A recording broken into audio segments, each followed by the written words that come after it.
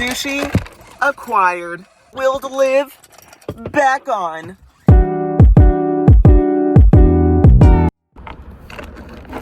Anyways, welcome to my car. I can't figure out where to put you guys, so I'm just gonna put you there. We just went to the dispo, which was lovely. Had a great time at the dispensary. Always love seeing my friends there. I hate this angle. I'm sorry, I don't mean to be this bitch, but like, how do I make this work? Sorry, I just put you on my my side mirror. Okay, I guess that's just how it's gonna be. Is this a flattering angle? Not even kind of, but that's okay. Okay, so I just have to go through really quick, but I figured while I was sitting here, we could chat, because all I'm doing is sitting here.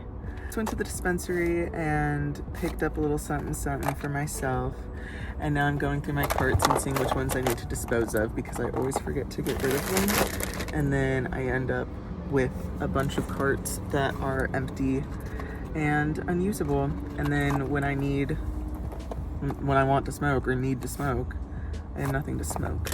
Life is good. I'm not gonna lie, bestie. I'm feeling a little bit stressed about the fact that I don't have a job. It's definitely starting to kick in, like those feelings of like worthlessness because I'm not being productive and I'm not like financially adding to my parents' existence. I feel like with being adopted, one of the things that comes up is like you kind of feel like you have to prove that you belong to that family more than maybe someone who was born into it, because I never ever want them to have any reason to regret adopting me, which I know is such an anxiety thought, but like it's true.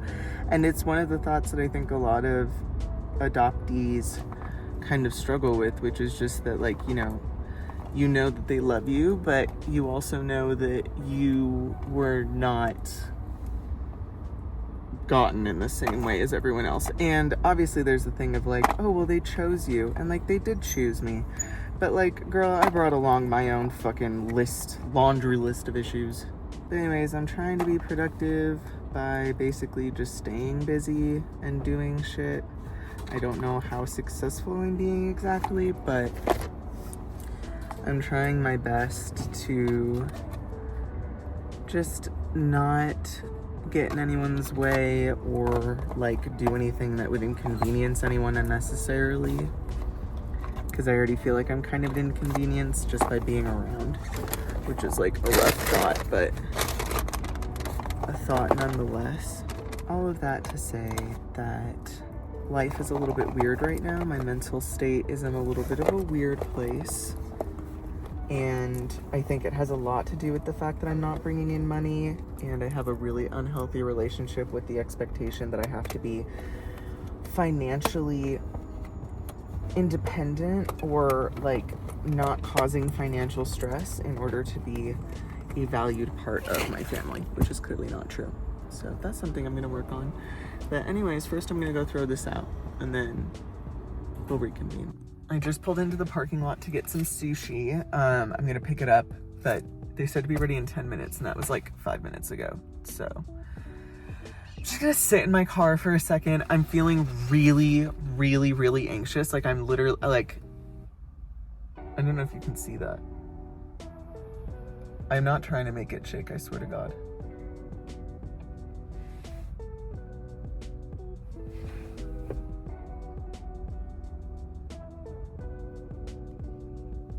Like, that's not normal. So I don't know what's going on, but like I'm literally like, could be low blood sugar. I do have low blood sugar and I haven't eaten in 5 hours, so it could be that. But considering that my food is gonna be done in like 5 minutes, it does feel a little bit dramatic for me to start shaking violently. Like, fucking chill. Okay, the sushi's being made. Give it a goddamn second. Jesus Christ, ungrateful. But anyways, so I'm gonna get my $30 worth of sushi, which is just because it's LA, not because it's actually worth $30. And although it is good sushi. And then probably watch some kind of reality TV because my parents are going to go get lunch together. I was not invited. Makes it sound like it was on purpose. Kind of felt that way. I keep spilling shit on myself. So I'm actually really excited about this. I got a Tide pen. And I'll tell you the reason I'm excited. The reason I'm fucking excited about this is because it's like an adulty purchase. I've not made an adulty purchase since I moved back home. So it's kind of exciting to feel like an adult. Like, yeah, I need a stain remover pen. Anyways, I'm gonna go get my sushi. I'll probably talk to you more at home, but right now, all I can think about is the fact that I'm fucking hungry. That's literally all I can think about is the fact that I'm fucking hungry. I'm hungry. I'm hungry! Okay, bye. Y'all, I'm getting better at this game. The sushi was 30 bucks. Like, almost exactly. I'm getting a lot better at this game. Anyways, yeah, got my sushi. And we're ready to go. Let's get it. Also, check out my horrible parking job. Like, that's not even close to being on the line. That's, like, you're past the line. Apollo, what the fuck? Really bad. Anyways. Sushi acquired. Will to live. Back on. I'm going to change into a black shirt so I don't eat sushi in white, but just so we can once again appreciate the fit. Also, this is what a stomach looks like. If you forgot that it's normal for your body to change when you sit down. That's what a stomach looks like. Jules. Jules, I love you. Bye. Into the case as an accomplice. Because 3 people's a lot for one person to kill silently. Anyways, bestie, let's just take a moment. This is borderline heartbreaking. Is this the most flattering angle? No, but you know what? Whatever.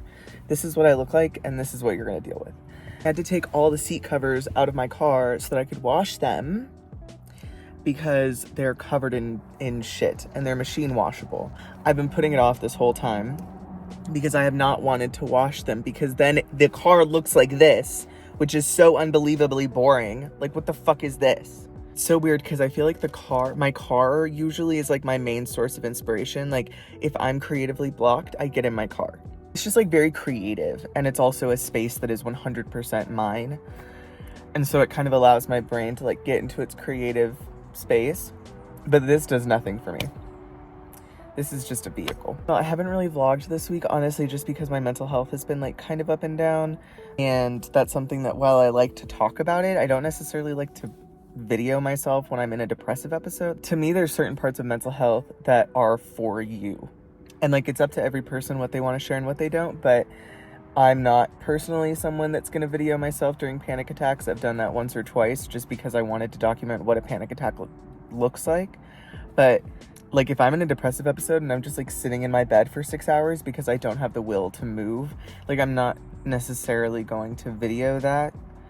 Sometimes I use the video as like a way to get myself out of that kind of headspace. Like, if I need to accomplish something, I'll video myself so that like have to do it, if that makes sense. Like, if I'm vlogging, I feel like I have to do the thing that I'm vlogging for, or else why would I vlog?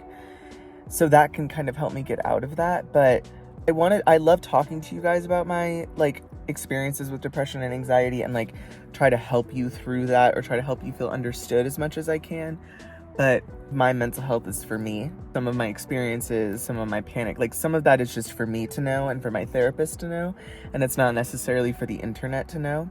There's stuff that I will talk about on the internet, but there's stuff that I'm not going to, you know, like I'll talk about it like one-on-one, or if someday if I do a panel, I'll talk about it on a panel, but I'm not necessarily going to just like vlog about my panic or like vlog my therapy or something. Like, that's just not like, that's mine. You know what I mean? Like, my panic attacks, my coming out of that, my therapy sessions, like those are my individual experiences that if I'm going to move through them, I have to move through them alone. And having a video on, even if it's not like a physical person, it's almost like having a physical person there because you know logically that someone else is going to watch that. And it's almost worse than having just one other person because you know that that video can be viewed by however many, however many people the algorithm pushes it out to. Instead of my therapy session being between me, my therapist, and then whatever details I choose to share with whoever I want to share those with, that video could be viewed by 6 million people. It could have 20,000 comments of people weighing in on my therapy session. That stuff, I don't know, like, I get that that's a thing, you know, like Chris Olsen does that, slay for him. Like, there's that whole Brooke Schofield, I don't know how to say her last name, that whole Brooke thing with Clinton Kane. There's so many people that do vlog really intimate moments of their lives, especially regarding their mental health, and I respect the fuck out of that. But like, my mental health, at least in this moment, cannot take also being opened up to the whole world. Like, it can barely take me and my therapist. I know that was like a long spiel, but I've just been watching a lot of those TikToks this week. And on the one hand, it's like, I'm so glad that people feel comfortable speaking out and talking about these experiences and outing bitches. But on the other hand, it can be really like triggering to just constantly see people talking about like these really violent, horrific experiences. That can be, I feel like, a very, very overwhelming and overstimulating emotional experience. So I need to plan some UGC stuff and actually start building my portfolio. Why did I say it like that? Building my portfolio so that I can start pitching to brands, because this is my favorite thing of all time, right? Content creation. But I actually originally loved advertising. That was like one of my first jobs I ever wanted. So kind of looking back into that and trying to make money however I can. So still unemployed, still vibing, still trying to figure it out, and still working with my anxiety over the fact that I am not worthless if I'm unproductive. I am, in fact, worth being alive and having good experiences, even if I am not contributing actively to society, to my family, to myself. Good reminder. That is something about my mental health that I'll share with you. But anyways, yeah, I love yous. I'll see you later. Bye. Little egg. Okay, bye.